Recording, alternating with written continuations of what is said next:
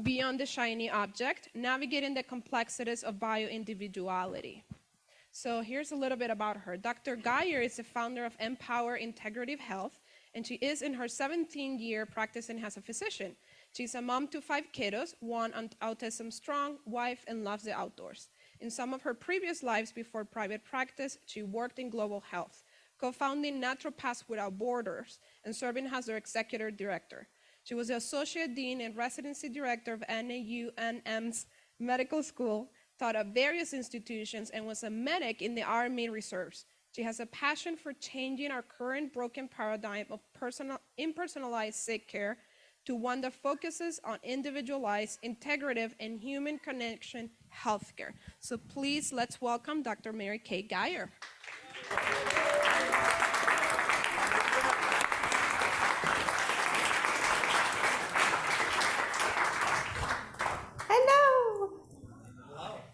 That's loud. Okay, I'll try not to yell at you, but I get excited and I talk really fast, so I'll warn you. It's my New York. And evidently I was supposed to keep my hair off of this microphone. I'm gonna try that too. All right, so I'm super excited. I've been invited to share with all of you, and I wanted to I sat with myself, I was like, what am I gonna talk about? I was talking to Michelle about it, Michelle Andrews, and I was like, everybody's on a different part of this journey here. Like, some of you have been doing this 20 years, right? Some of you longer, some of you a doctor, some of you are just starting this, especially if you're out there, maybe in the webinar world, you're just coming to this. And the hardest part is that there's always something new and shiny, right? Like, there's probably someone all the time talking to you guys like, this is gonna be it, guys.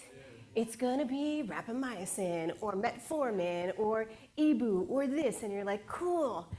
But it's a little bit more complicated than that. So I'm gonna try and break it down, and I am gonna talk a little bit about the way that I practice, and I'm hoping that even if people are other places, that they'll start to think about this if they're not in medicine, but start to look for maybe some people within their medical communities that can bring them the information, or that they can seek out the right information to go to those next levels of like foundations and picking the right therapies for them for those next levels of anti-aging and living your best life in the time that you have, because we're not just trying to extend our lives, we're trying to really live our lives and feel good about it.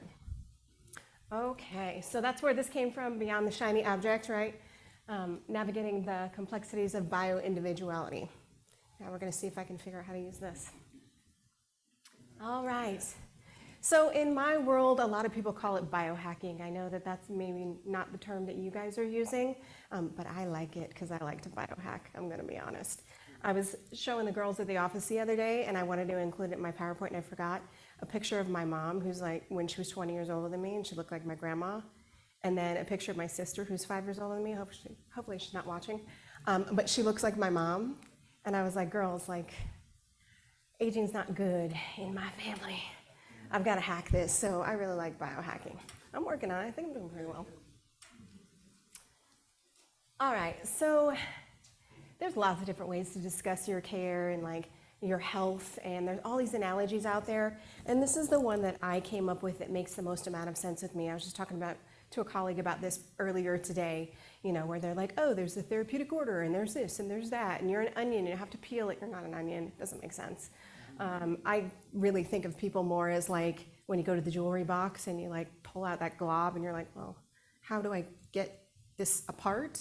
It's real messy. Like, real life is messy. So it doesn't quite work like rats and mice in research. So you're more like a chair, honestly. I know, I got a little excited about transitions, I was saying. All right, so no matter what, and you guys know this, I hope you know this, and if you don't know this, you gotta go back here. Literally, what is holding you up are the foundations. There's no way to hack that. Like, there really isn't. I'm not gonna give you a pill of this, and you don't sleep, and you don't eat right, and you don't build your cells correctly, and you're not doing all the things you need to do. Your chair is gonna be on the ground.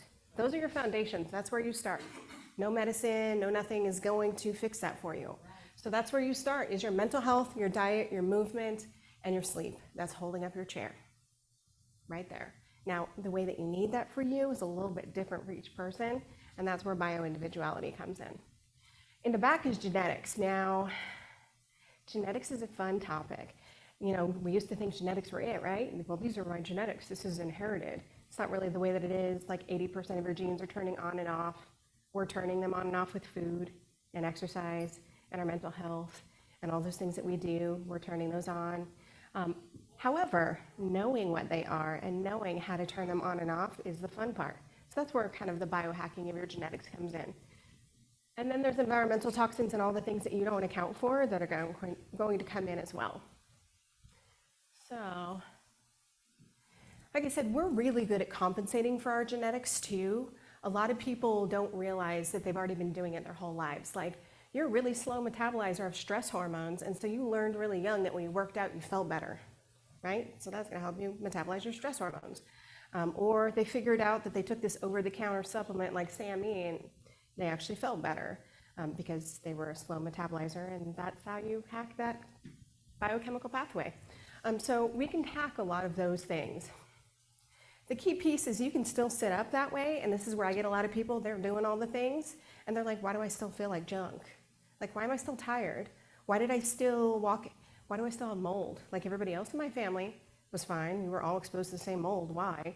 And that's where genetics gets a little bit funky. And then these environmental toxins are right under our butts holding us up. So if we didn't have environmental toxins, we'd be just fine, right? Except we do. They're all around us all the time. Most of us know that. They're in our plastics, they're in our air, they're all over the place. So you can see here, I just kind of listed them out, but nobody plans on being exposed to heavy metals. The reality is that's where it gets a little bit more complicated with this. All right, I had to throw in meds because meds are an environmental toxin too. It's something you're taking in from outside, you're putting in your body, and there's a risk-benefit analysis that should happen. So as a doctor, I'm always looking at pro, cons, risk, benefit, and sometimes the benefit outweighs the risk, but a lot of times doctors don't talk to people about that, anybody, about the risk-benefit analysis of taking that statin. It's gonna predispose you towards diabetes. Did you know it raises your blood sugar? Like, that's actually like on the label, but we don't talk about it. Or, you know, how much benefit does that statin really give you in the long run? There's some really good studies there. So there's lots of things, and maybe it is something that's needed, but every medicine has a risk benefit, and it's also changing your pathways. It's changing your signals. So you're looking at rewiring your brain, you're looking at your gut signaling differently, your gut microbiome, you're disturbing it, you're doing all of these things with a single pill. Doesn't mean you shouldn't take it. It just means it should be taken in consideration. So there you go. You do everything right and still end up on the floor, and that's where the environmental toxins and your genetics can come in. So no matter what, you gotta start at the foundations, but ultimately life is really messy. Better living through chemistry. I think this part is really fun, right? Like, of course it's fun. I'm sure you guys have had lots of people talk about this. You know, methylene blue. I use methylene blue, I take it every day. Shh, don't tell anyone. Glutathione, IV, oral. A little tricky with glutathione. Again, we're talking about genetic pathways. So I always do genetics on my patients because I want to know how they're creating glutathione in their body and how their CBS genes are working and how do we hack those and why they aren't making glutathione, why they're doing these things. Peptides, also really, really wonderful, but you can throw expensive peptides at anything and it may not work, right? So it doesn't mean it's the right thing for you. Metformin, oh, I could do a whole talk on metformin. So it was like this shiny new object a few years ago. Everybody's taking metformin for anti-aging. And then, I don't know if you guys have seen the more recent stuff coming out about metformin. It's not as favorable, turns out, especially for men and testosterone, but that's a whole other talk. Rapamycin. Rapamycin's gonna be a really cool one, I'll be honest. It's gonna be really cool, but we're not there yet. We're not. I mean, we've got rats and mice, and we've got these studies, and it has some immunosuppressive aspects of it, which is what it's kind of villainized for, but maybe increase your bacterial infections, increase your viral capacity to fight off viruses. Lots of things with rapamycin, but it is really interesting. I think it's gonna be a fun one. Ibu, I love Ibu, I'm gonna be honest. I think pretty much everybody gets better with Ibu, but that's a whole other topic. NAD, also love NAD, right? So I just wanted to throw up some of, the kind of like shiny objects that are out there right now. let's talk about all the stuff we can do, right? Like, oh yeah, no, I mean, far infrared sauna, because if you're detoxing, you're detoxing. Also, if you sweat at all, you're still detoxing, so it's okay, you don't need to go buy like $5,000, $8,000, $10,000 far infrared sauna of your house. But far infrared works better. You got red light, I love grounding. Some of us put our feet in the ground every day, some of us just hack it with a little pad. That is pulse EMF, which some of you may have, or like a beam or something similar. They work a little bit differently. And then ice bath, I really love that. Which is like a whole other topic of something called mitohormesis, which hopefully somebody will talk to you about at some point, because really if you do anything novel to your body, it likes to respond and fix it, because that's the way we're built for evolution. So mitohormesis is your your dictionary word of the day. All right, ooh, diet. Right? Like, how many people have tried all these diets and they're like, which diet is the right one for me? It turns out that might actually be more genetic than not. But they all serve a purpose. So yes, lectins, carnivore diet's real big right now, ketovore diet, ketogenic, vegan, autoimmune protocol. I mean, there's a bunch of them out here. Somebody brought a carbohydrate diet to me. They were like, it means I can eat pasta all day. Like a few weeks ago, I was like, that's not how that works. I know somebody threw up a website and they're an expert, so. But they do serve a purpose. So each of these does something very specific. And we know that things like probably the best thing in anti-aging ever, and research shows over and over and over again, is intermittent fasting. We know that. It's repeatable, happens. Now, there's some nuances in intermittent fasting, but when it comes to like carnivore diet, it's wildly anti-inflammatory if you use it as a therapeutic diet. But as a long-term diet, there's some questions about that. So, and your genetics play in. So we'll talk a little bit about that, but beware of the lady in the red dress. Anybody watch The Matrix? Okay. See, this is what I like when I present to younger crowds. I mean, the girls in my office are real young. Some of you guys know that. And I'll come up with these references and they'll be like, we have no idea what you're talking about. I was like, oh, okay. Okay. But the lady in the red dress, right? So everything's gray and you just have to be aware of the lady in the red dress, which is our shiny object here. So you can't run after every single thing. I do think it's kind of useful to try them. I try pretty much everything before I start on patients. And most of my patients know that I'll be like, yeah, I'm going to be really honest. They say this in the research. This is my real experience. So. And we also have to just remember that this is moving so quickly. I mean, we are in an age of knowledge. Everything's going so fast that sometimes we may be 5, 10, 15, 30, 40, let's be real. That's where we're going to find out what's really going on 30, 40 years down the line. And we may figure out that those things that we thought were healthy for us aren't. So we have to be very discerning about all of the wonderful things that we're learning and run it through our filter of okay, risk benefit, which is why working on the foundations is always the easiest. And then when we get into medications, we need to just be a little bit more careful. I love this one. My mother-in-law was like, I remember that. I was like, oh, okay. All right. So I like this because I often get, the FDA would warn us, right? I'm like, oh, we all know that probably in this room, right? How long did it take them to say hey, amalgams might be a problem? And then I don't know if you know, this is directly from the FDA website. That's why I thought it was really fun, because nobody talks about it and you still go to the dentist and they're like, no, it's totally fine. But this is your amalgam fillings, so those silver fillings that are releasing mercury. And it turns out they have this on their website. It says, by the way, you probably shouldn't do this if you're a pregnant woman and they're developing fetuses that might be toxic, women who are planning on becoming pregnant, nursing women, their newborns and infants, children, especially those younger than 6 of age, people with pre-existing neurologic conditions, impaired kidney function, and then some heightened allergy to these metals and things. So basically everyone, right? Okay. So those are some things just to keep in mind. I couldn't help myself, I had to throw this in here, and maybe this is for, I was having a conversation with a doctor about research, because I love research. Like I read like 1 to 2 hours of research every day. Anybody else? I'm like, I know you do. Yes. I love it. Like it's so cool. We're in such a fun research age. But you also just have to keep in mind that most of that research, especially when it comes to drugs, is actually being funded by pharmaceutical industry, right? So, you know, 45% of the FDA's budget comes from industry user fees, and then actually when you break it down, it's about 65 for human drugs. So this drug might work great, or it might not. Vaccines are a whole other ballywhack, about 40% for that. Not unusual for clinical trials to be run, designed, and analyzed by researchers on the drug company's payroll. Common practice for drug companies to hire private physicians, like myself, that look like we're not doing anything, and we're just trustworthy. I am, by the way, but.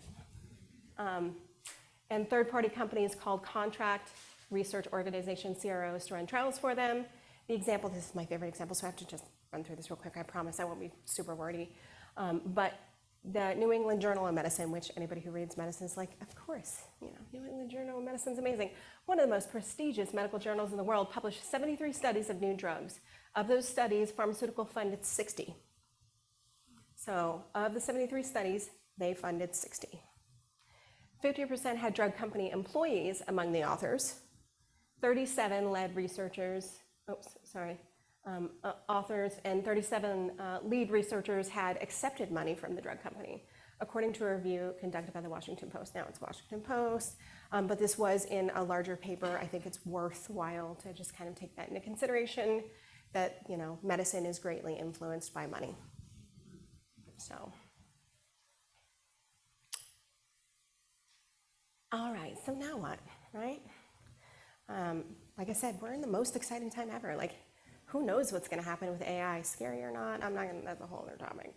But research, medicine, technology, I mean, things are developing so fast, most of us can't keep up. I read research a couple hours a day, every single day, and I can't keep up. I mean, my patients bring studies to me and I'm like, I don't know. Cool, I'll go check this out. That's amazing, that's cool. So some of these are like, game changers, though. True. I mean, it is true. Like, you know, there are things in my practice that I love. I love ozone. I love EBU. I love continuous glucose monitors. I love, you know, those are like my game changers. Now, when they're used correctly and ethically and for the right person. So this isn't going to work for everyone, right? These things just don't. But it's just not as simple as most people think. All right. So this is what I like to call the standard Western medical paradigm, is like one-dimensional, just the line. But people aren't one-dimensional. And then every once in a while, so I think that this is probably where I was in residency, where I was like, let me pull this line and this line together, and now I have a two-dimensional, and I thought I was like really smart at this point, which I was really dumb. That's a whole other thing. But then you pull it into a three-dimensional, and that's when you get your chair, right? So you are not a one-dimensional or a two-dimensional, you're three-dimensional. So every single time you take in these new shiny therapies, keep that in mind, that no matter what, it goes back to these. Mental health, diet, movement, and sleep are keeping you up. Your genetics are the back of your chair. Sometimes our genetics just kind of suck. Now, those were probably evolutionarily good for us. Like, my genetics are terrible, but, you know, maybe that had to do with the fact that in my lineage, those were protective. And then environmental toxins, because nobody thinks about the mold and the Lyme and the things that are constantly bombarding us. And then there's the fact that no two chairs are alike, right? Like, you're not the same as you, not the same as you. So it gets a little bit more complicated.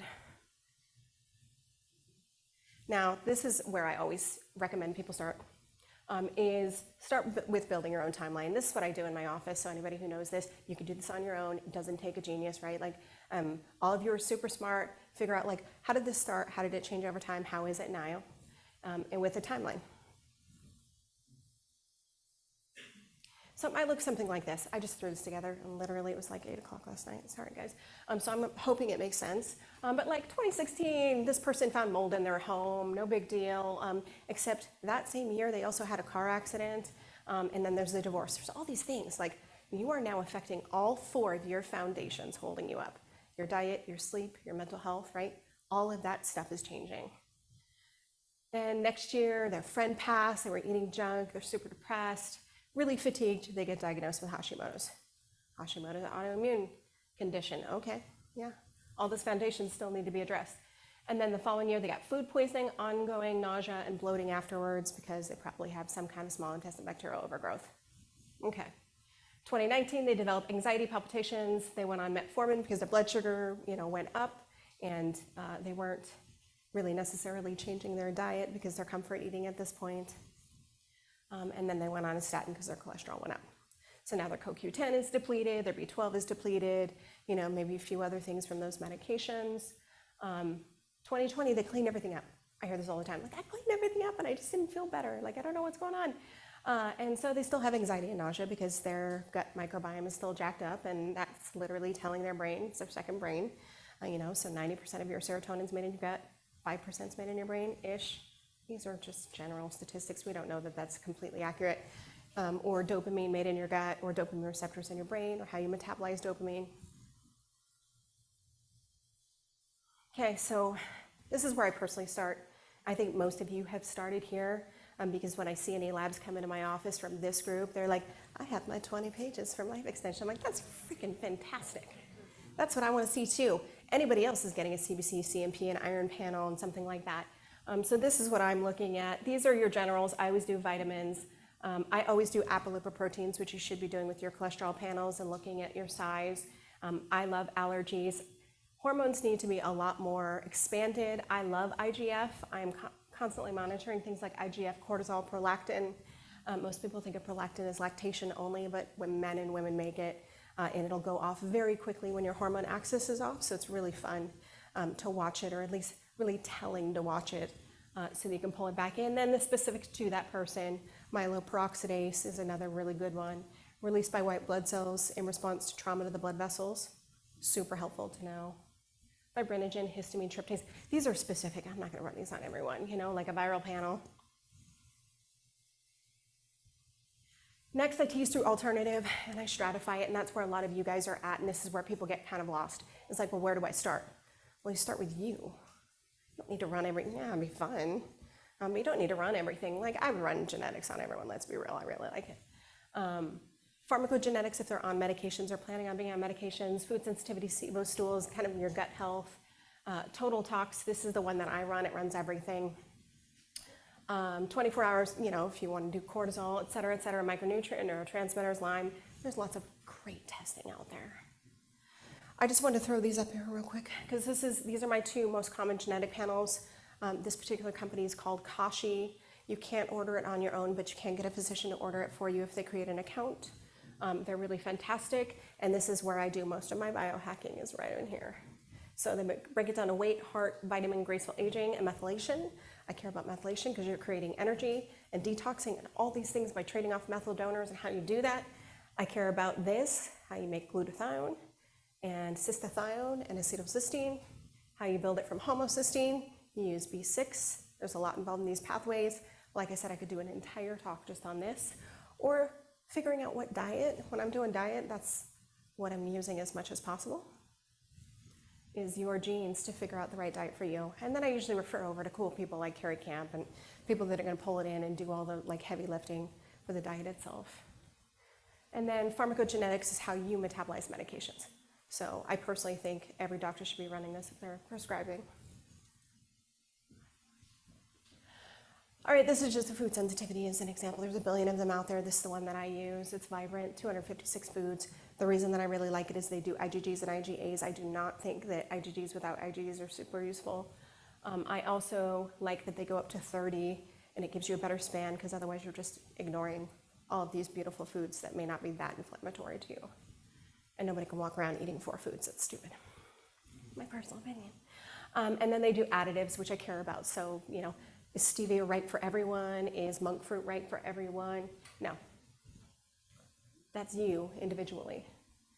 So other things is like what order you do it. So I see this all the time from my colleagues, who I adore, is that they will run a food sensitivity on every single person as they walk in the door. And I'm like, their gut was messed up. They had inflammatory, condition in their gut. Why does that make any sense at all? They're going to be allergic or sensitive to everything. That's just silly. Don't do that.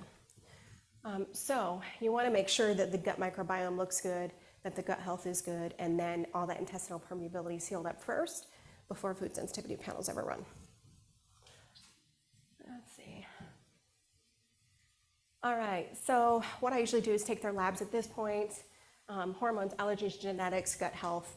I build that chair in front of them, that 3D picture, and then I'm looking at the color, which is the person sitting in front of me. Okay, this is where, like, this just gets us to answers, and this is where a lot of my colleagues don't know where to go from here. So I mentor a lot of doctors, a lot of integrative doctors, naturopathic doctors, MDs, DOs, and this is where they get caught up. They're like, I did all this stuff you told me to, now what? And I'm like, oh, this gets messy. So we go back to the chair, right? So legs of the chair, that's where I'm always starting with every single person. That's where you should be starting. Probably all of you have started here, honestly. Then most of those genetics can be biohacked by manipulating those pathways. The supplements for these things are not going to be the same for everyone. So if you're a fast metabolizer of dopamine, you should not be taking SAMe. If you're a slow metabolizer, then you should be taking SAMe. It works specifically on a pathway. It's how you tell which supplement is right for your genes. Environmental toxins, pathogens, things like that to be addressed next, and then balancing hormones. So we come back here. This is where this should come in, is at the very end, picking that right stuff for everyone. And then, I mean, you could really use all of these. It's not going to hurt for the most part. So those are all really good. And then, like I said, I generally use genetics for diets for people. If I can, if you have an ADRB2, you don't metabolize carbohydrates well. If you have an FABP2, you don't metabolize fats as easily. So the keto diet, you're going to either gain weight on, or you're going to lose a little bit of weight and you're going to plateau. That's where that stuff is useful. If you have a dopamine receptor issue, you're going to use food as medicine. If you have satiety issues, then you might have a couple of those other genes. Ultimately, like I said, what is reproducible? What we know is intermittent fasting works. Men and women need different amounts of time. We need less as women than our male counterparts. There are lots of ways to mimic intermittent fasting now. There's like Prolon. Have you guys seen that? It's a really cool program. It's very useful if I want to do like PRP and increase stem cells. Before I do PRP, I can do Prolon. So there's ways to do that. And then whole foods diets are always going to win. It's the quality of the food, really. Okay, I don't know if I can play this, but I'm hoping. Is that playing? No. It's so fun. Oh, there we go. Okay, so this is a motor protein because I'm a nerd and I love it. I just want to show you guys, like, again, going back to that one-dimensional, every single cell in your body is, its own ecosystem, and then they're all talking to each other, and then the gut microbiome, your bacteria is actually talking to your mitochondria, and your mitochondria is bidirectionally signaling, so it's going back and forth. So there's all these things happening, and then if your gut is inflamed, then your blood-brain barrier won't be intact. So it gets a little bit more nuanced, but the cool thing is, sometimes with the most basic things, you're going to make the largest impact, right? Those four, the four legs of the chair holding it up are going to be great. And then sometimes people need a little bit more. So that's... What questions do you have? Okay.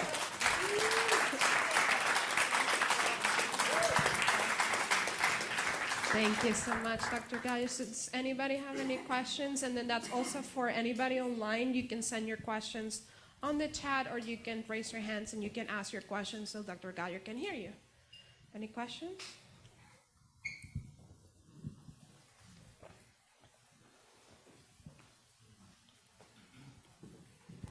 Hi, Dr. Geyer. Hi. Thank you. That was great. Are you taking new clients? I am. And what's the best way to get that to happen for us? What should we do? I'll give you all of my information. I thought I had included another slide, but that must have been my half awake. Then that last slide. Did I have one more slide, guys? Did I? Okay, I did. My clinic is Empower Integrative Health. It's actually right around the corner from here. It's not far at all. And then if you look up my name, I'm Dr. MaryK Geyer, so www.drMaryKGeyer.com. That's my website. So, what else? I have a question. Yeah. So Hi. I don't know if you can. Hi. I have a question about metformin. I don't know how much can you talk about in a short little time. I just Yeah. started taking it recently, and then Yeah. I want to see if I should stop or if it's something. Well, the interesting thing about metformin, so we really thought this was going to be like the coolest thing ever, right? Like a bunch of my colleagues are still like, do metformin. And so the research, when you compare human studies and animal studies, is different, first of all. Second of all, they only did 2 doses of metformin, so people are just like throwing metformin at it. And then the third thing is that metformin is often considered, by many of us, it's considered a dirty drug. And so that means that the mechanisms of action of how it works actually are a lot more complicated and we don't fully understand them. And so just saying like this might, what they actually found is that it decreased longevity in some of the studies based on certain populations. Now, the nuance of that is that if somebody has dysregulated glucose, they did find benefit no matter what. And that's because dysregulated glucose. But in somebody who has normal glucose, mostly, because mostly, we're all a little dysregulated. We're going to eat that chocolate cake and do our things and ignore what's good or bad for us on special occasions. But for the people that are consistently, like their insulin is high, their blood sugar, their hemoglobin A1C is averaging higher, it will have some benefit. Whether or not its longevity is actually questionable, but it will help them inflammatory-wise. For people that have normal blood sugar and are not having those issues, it may actually be, counter-effective for you. And then for men, we are seeing lower testosterone levels. But isn't there that huge sample size study, the famous thing about metformin, where the people live longer who were taking metformin for diabetes or whatever it is, they actually live longer For diabetes.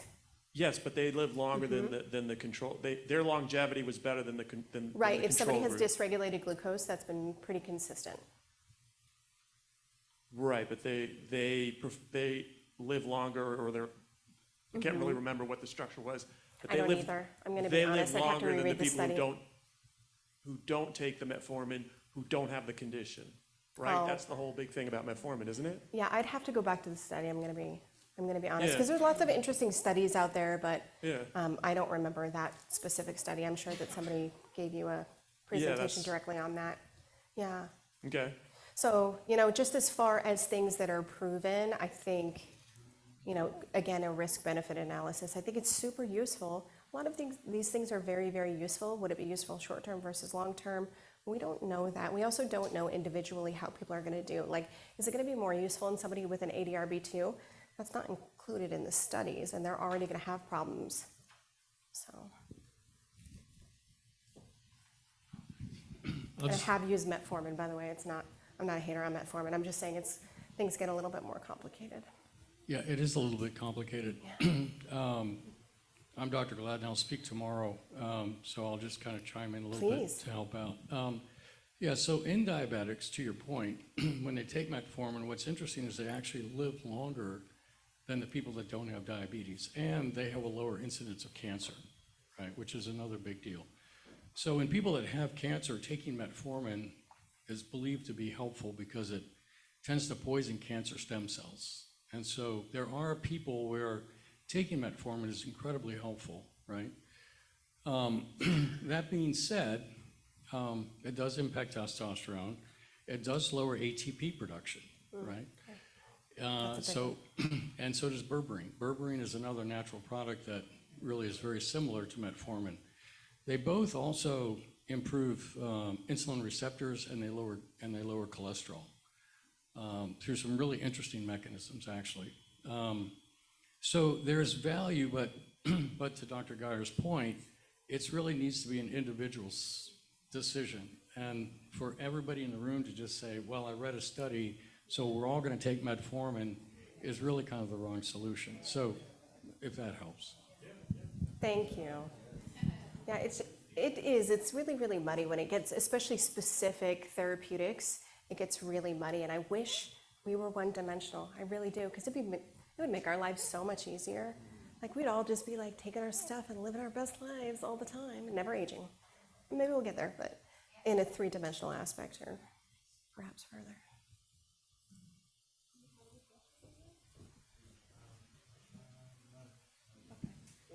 I have a question about Yeah. the genomics testing. Yeah.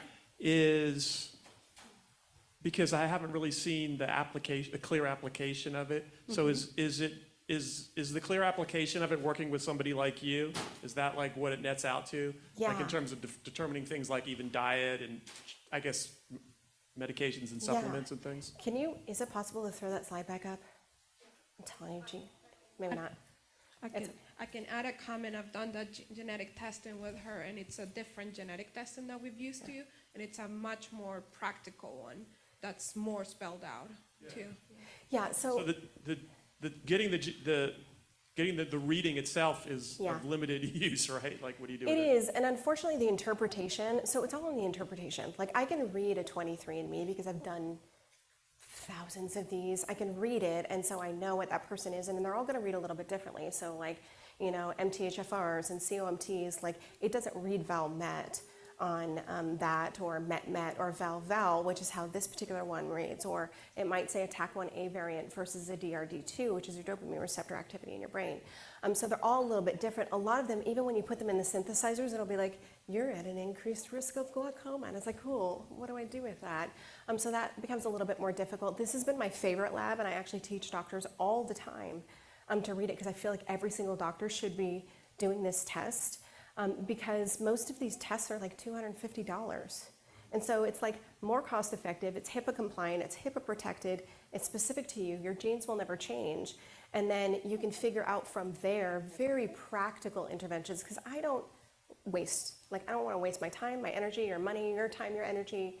So I think that that's where it gets a little bit like, we can run all these tests, but are they the best tests for you? Like genetics, you could run on everyone because you could biohack it. And that's where nuances of like, I've had so many people walk in there like, oh, I have anxiety, but I tried SAMe and it didn't work. And I'm like, yeah, it wouldn't work on you. That's not the right supplement for you. That's a very specific, like when we talk about methyl donors, when we talk about how these work, they work specifically on certain genes. Or you can take vitamin D, or you can sit out in the sun, but there's 4 main vitamin D genes that this one tests. There are more. We're learning more every day. And if you know, most things are this and that, not this or that. So I kind of had to give up my binary thinking process as a medical student. I hope that answered your question. There's Yeah. So, like, let me go. So, like, let's look at this. So when I'm pulling these together, the ones that I love the most, I'll be honest, are stress hormones, just because they have such a huge impact on our body and our methylation, so we know how to detox properly. When we're looking at DRD2, that's dopamine receptor activity in your brain. And so dopamines, we get our dopamine hit, we're happy, except dopamine also makes us anxious. And most people don't really think about that, like how, these things work specific ways, but it's actually more complicated. It's not, just one or the other.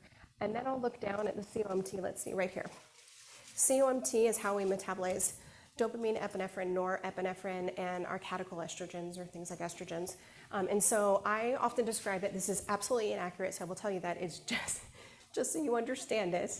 Our dopamine receptor, our DRD2s, I'll often describe it as a sink, and I'll say you have a normal size sink, you don't have any dopamine receptor issues. You have a smaller sink, you have a single or a double mutation. And then that pipe coming off is how you metabolize your stress hormones. So that's your, a Val-Val is a fast metabolizer.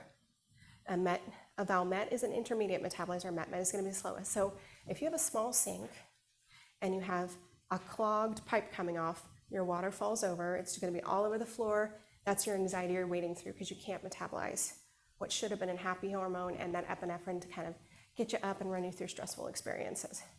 So we can't change the dopamine receptor activity very well, quite yet to my best knowledge, but we can help that coming off. Now, somebody who's a Val-Val is going to have the exact opposite. It doesn't mean that their body isn't going to have anxiety. Generally, they're faster metabolizers of stress hormones. They tend to be like CEOs of companies. They tend to like jump out of airplanes and seek thrilling things. they can't hold on to dopamine unless they have reduced dopamine receptor activity. That's where it gets specific to each person in this room. And so knowing what to do for them. Now this company does some of that in the general readings, but most people just have to go into the literature and figure it out, like as far as doctors and whatnot. So that's usually what I'm helping them with is like, okay, this is how you generally read it. Also for your patient with their symptoms, this is how you build a 3D picture.